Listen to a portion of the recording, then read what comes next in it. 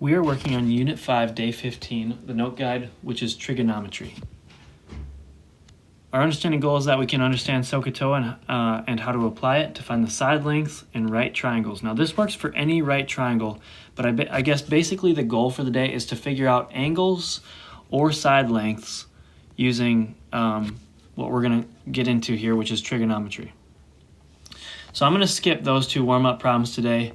But I'm going to get right into this warm-up, which says, what side is opposite angle A? So if I'm at angle A right here, which side would you say is the opposite? I would say this side over here, CB, which length is 7, would be the opposite side. Which side is the hypotenuse? That would be obviously that one, the longest leg, the one that's diagonal there. And then which side is adjacent to angle A? Adjacent means next to.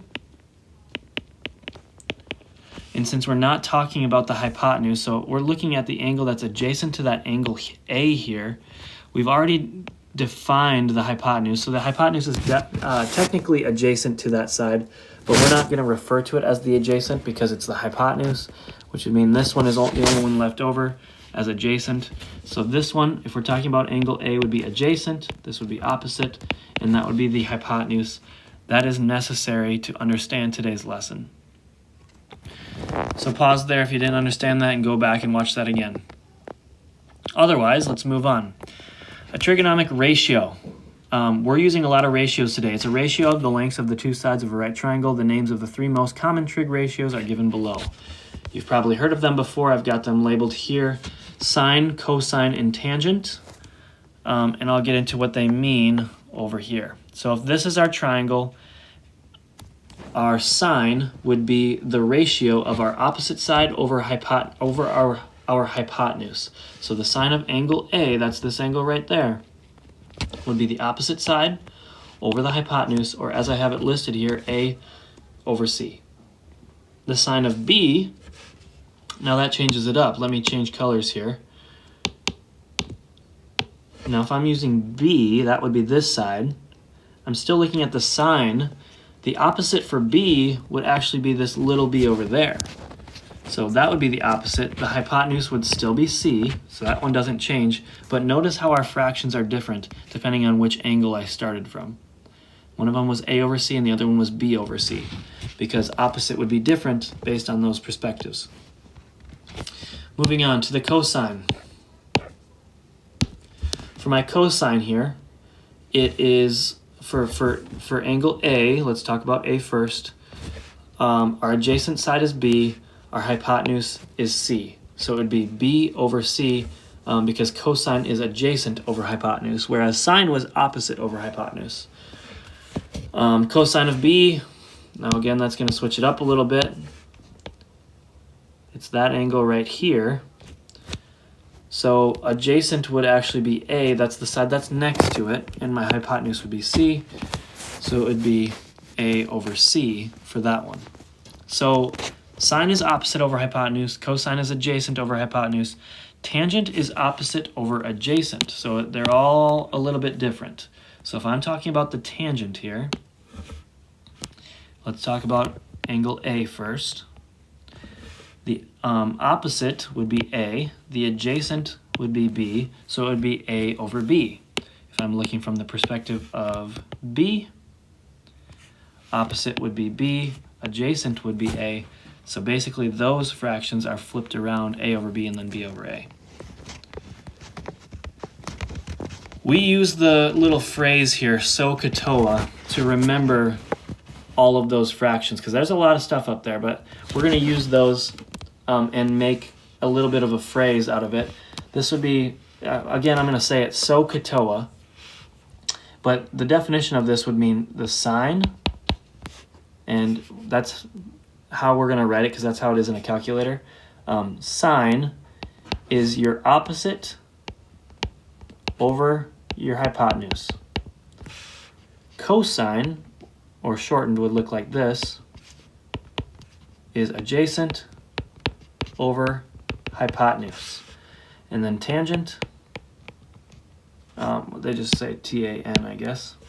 Tangent would be opposite over adjacent. So that just kind of helps you remember the fractions there. SOHCAHTOA. Okay, let's move down into this first question here. A right triangle has side lengths 5, 12, and 13. We're trying to use the lengths to find sine, cosine, and tangent of B, and then we're using the same figure to find the sine, cosine, and tangent of A. That's what these sine of B, cosine of B, tangent of B, it's talking about this angle B right there. So this is the angle we're looking at first.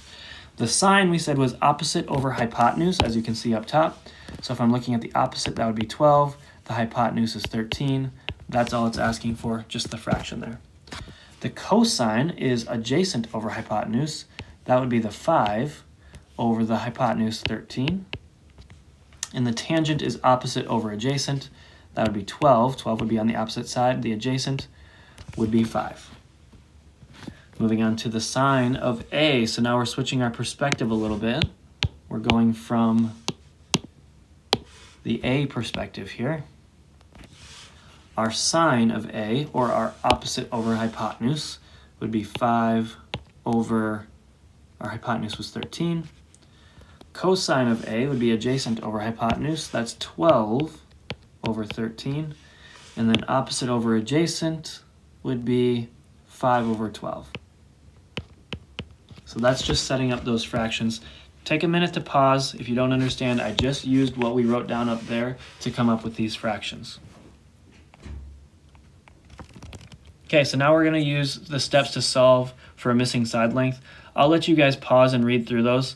We're going to go through it anyway, but I'm not going to read through them. I want to keep this video kind of short here. So the first one here, it says solve for x in each triangle, round your answer to the nearest tenth. I've already got the first one kind of set up for us.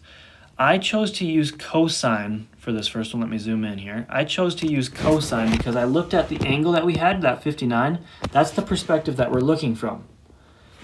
What two things do we have? I see that we have an adjacent and a hypotenuse. Well, we don't have the adjacent yet. That's what we're trying to find. But we do have a hypotenuse, right? So we're looking for our adjacent and we have the hypotenuse. So which one of those trig functions uses adjacent and hypotenuse? If we come back up here, it's cosine that uses adjacent and hypotenuse. So that's why I chose to use cosine in this question. Then I always write it like this. So I'm talking about the cosine from the perspective of that 59-degree angle. That's going to be equal to our fraction, which was adjacent over hypotenuse, right? So that's why I did x over 18. Now it's just a matter of solving. So on a calculator, you have to do this. You can't do this by hand. You're going to have to figure out what the cosine of 59 is. So I'm doing that with you right now. If you type in the cosine of 59 on a regular calculator, if you're just using your phone, if you just click 59 and then click the cosine button, C-O-S, it should give you a decimal that is 0.515, somewhere around there, right? That's going to be equal to x over 18. Now you don't need to write, I don't want you to clear your calculator with that long decimal because we want all of those decimal places to be exact. But next we're going to be multiplying both sides by 18 to get x by itself, right? That's what we're trying to find. We're trying to find x. We got to get x by itself. So if I multiply that long decimal by 18, I get 9.27. And that is the length of that side. And you can tell that that kind of makes sense. It's less than 18. It's almost half as long, so that would make sense. The next one that I'm going to set up for you, I'm looking from the perspective of this 25-degree angle, and I have my opposite and my adjacent. I know that tangent is opposite over adjacent. So if I set this up, it would be tangent from the perspective of the 25-degree angle equals opposite, which is x, over adjacent, which is 18, and I would be able to solve from there. So tangent of 25, so I'm going to type in a 25, click the tangent button, and then I'm going to multiply that by that 18 to get x by itself. I get 8.39, which is the length of this one, which seems to make sense. It's a little less than 18, so that's good. Next one. from the perspective of that 33, I've got opposite and hypotenuse. So 33, so it's, sorry, it's, which one am I going to use? I got to figure that out first. Opposite over hypotenuse is sine, so I'll use sine of that 33. And again, I'm just getting sine from our rules up here. I have opposite and hypotenuse, that's why I have to use that. Sine of 33 is equal to 16, which is the opposite, over the hypotenuse, which is x. Now here's a little trick. I'm not going to get too much into this. If you have a question about this, you're going to have to bring it up to your teacher here. But there's a trick here, and it's tricky when the x is on the bottom. If you look back at these questions over here, x was always on the top, and we were able to multiply both sides, but by that number that was on the bottom, we can't do that now. So we're going to have to, because we can't multiply both sides by x, it's going to screw it up. So if ever you have x on the bottom, I'm just going to give you a hint here. This is something you would want to memorize and write down. I can change that x out. Oops. Let me fix that. I can change that x out and put it outside and instead have 16 over sine of 33. So I'm going to take 16 divided by the sine of 33. This is a little bit trickier to do on a calculator. I would type in the 16 and then the division sign, then type in my 33 and click sine and then push enter. I'm going to get 29.4 approximately. That would be what x is equal to, and that should make sense. It needs to be bigger than 16. Last one here. That's a tricky one though. I would ask for help on that one if you don't understand that. Okay, so for this one, looking from the perspective of the 61, I've got an opposite and a hypotenuse, which means it's going to be sine. So sine from the perspective of the 61 degrees equals opposite, which is 24, over hypotenuse. We still have that x on the bottom, so we're going to have to use that trick again. We're going to have to pull the x out, and then 24 over sine of 61. If I type that in on a phone calculator, for example, that's maybe what you're using if you're watching this video. If you have a regular calculator, you can just type all that in using controlled division on a regular graphing calculator. But I'm going to do, on my phone calculator, 24 divided by 61, but before I push enter, I'm going to put sine to get that 61 into the sine of 61. And then I'm going to push equals, and I get 27.44.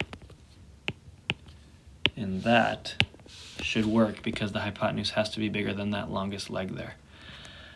Okay, that's it for this lesson. It looks like we have 2 ALEKS topics for this lesson.